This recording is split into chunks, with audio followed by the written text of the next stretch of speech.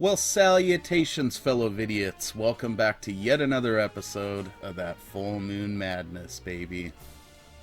Sipping on some of this alchemic brew here, courtesy of my neighbor Jason. Thanks a ton, bud.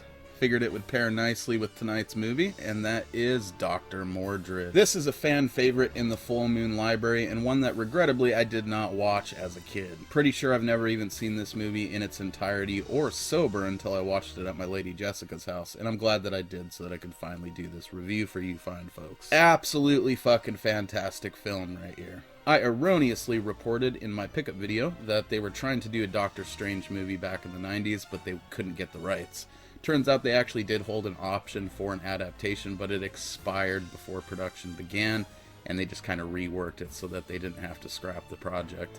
Apologies, Charlie Band. I'm sure in hindsight everybody can understand why I would be skeptical that Marvel would just give you the license. That stuff aside though, I guess he was originally supposed to be called Dr. Mortalis, and there was reportedly concept art done by Jack Kirby, which is pretty fucking awesome.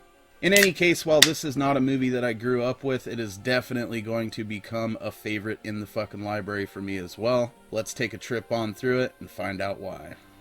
Dr. Mordrid was co-directed by Charles Band and his father Albert Band. It was produced by Charles Band himself and written by C. Courtney Joyner. It stars Jeffrey Combs, Jay Acavone, Brian Thompson, and Yvette Nepar. It's got music by Richard Band, cinematography by Adolfo Bartoli, was edited by Lauren A. Schaefer, it is distributed by Full Moon Entertainment. And of course Paramount back in these days. It was released on September 24th, 1992, the day before my birthday. I thought that was pretty cool. As I mentioned, this, began its life as a proposed Doctor Strange adaptation, and it eventually, through various means was turned into what we got on the screen, which is really just a Doctor Strange movie with a few original characters and a new plot. Basic gist of it is Anton Mordrid is a sorcerer stationed on Earth by this all-seeing being called the Monitor, and his job is to guard against this dude called Cabal, who's like an evil sorcerer and alchemist who wants to open up like the fourth dimension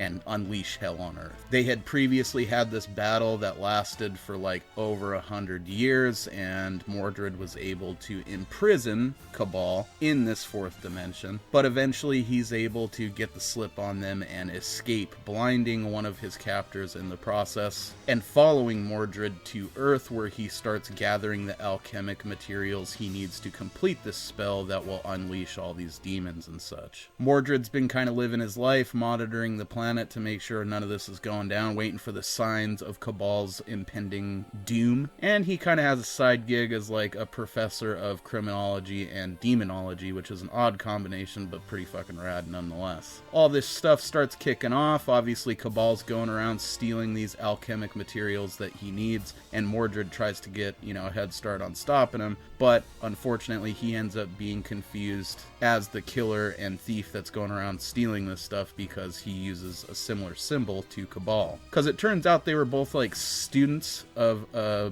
common sorcerer, and they always competed, in all things. Basically, Cabal wanted to be powerful, Mordrid wanted to be wise, and this created this rivalry from their youth that like spanned the centuries and has led us to the present day. Samantha Hunt, played by Yvette Nepar, is like a down-the-hall neighbor of Mordrid. Turns out he's actually the landlord of the building that he lives in, but he keeps a low profile, kind of working on his sorcery stuff. Anyway, she ends up kind of helping him out. They bust him out of jail after the cops fucking grab him up thinking he's this murderer, and he's able to astral project his ass over to this museum where Cabal is, finalizing this spell, and they have their final showdown. I don't want to spoil too much of it for you, but man, is this movie a fucking blast. It's got everything that you want from this kind of early 90s, late 80s superhero type stuff. If I had seen this as a kid, I'd probably hold it right up there with shit like Batman and The Shadow and stuff like that. It's just a good time. You got sweet fucking costumes, badass early computer effects, stop motion dinosaur skeletons. It's got everything that you want out of this kind of a movie, and then some. Everybody's performances are pretty spot on, especially Jeffrey Combs. You could tell that he really got into the character and was genuinely having a good time portraying him. Honorable mention on the side to his sentry guard Gunner. That guy has one of the best lines in the entire movie, and Yvette Nepar seemed like she was really really getting into the role as well. Just seems like it was a fun movie to make. As far as the effects outside of like the magic and the stop motion, they were pretty solid. Everything you'd expect from Full Moon during this era. My only gripe I could possibly have about the movie is the score, while awesome as it is and recognizable from the Full Moon Direct commercials, it does get repetitive. It's like they just wrote the one piece of music and they loop it throughout the entire movie. If the score had been, you know, a little bit more fleshed out, I think that this movie would be damn near perfect. That stuff aside though, the repetitive score does not take away from the enjoyment factor. Dr. Mordrid's a goddamn classic for a reason, and I feel super bummed out that I did not grow up watching this as a kid. I gotta tell you, I've properly fallen in love with this flick right here. It's everything that you want from a Full Moon movie at the time. It's everything that you would want from a superhero movie at the time. You can definitely tell that they had maybe intended to do at least one sequel with the way that they end the movie, or in the very least they left it open for the possibility. And I think that Jeffrey Combs' performance alone was worth expanding on, and he could have supported a solid trilogy of these movies easily. Mordrid should have been like a minor franchise in the classic Full Moon era. I think people would have dug it. This first movie on its own is certainly well loved.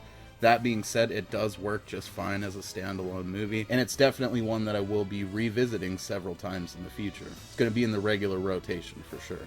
I forgot to mention it in the review, but an honorable mention is definitely deserved for just how fucking awesome Anton Mordrid's apartment lair looks in this movie. Like, it is Batcave levels of dope. They definitely did a good job on it. They spared no expense. Just that score, man, that's the movie's really only shortcoming. And again, it's not that it's bad, it's just super fucking repetitive because they only wrote like one piece of music for it.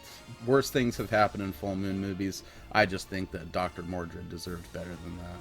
They got a lot of mileage out of that one piece of music, though, with those fucking Full Moon Direct ads over the years. And yeah, that's about it on this one, guys. I mean, that's kind of the fun of going back through the library and fucking with these movies that I, was aware of but didn't mess with as a kid. Because this is a modern classic for me. As I'm sure I already mentioned, if I had grown up on this shit, it would have been right up there with like all those classic superhero movies from back in the day. Dick Tracy, Batman, The Shadow, stuff like that. Darkman. Lots of good stuff to choose from, and after having finally viewed it in the right frame of mind and in its entirety, I would say that Dr. Mordrid sits firmly among them. That's all we got for this one, guys. I have been Mosley, you have been a bunch of sexy beasts, and this has been yet another episode of that Full Moon Madness, baby. Cheers. Thanks for watching. The world of Full Moon lives online at fullmoondirect.com. Classics like Puppet Master, Demonic Toys, Subspecies, and more recent favorites Ginger Dead Man, Evil Bong, Killjoy, and more can be found at fullmoondirect.com on DVD, Blu-ray, limited edition box sets, replicas, toys, shirts, and more. Only available at fullmoondirect.com.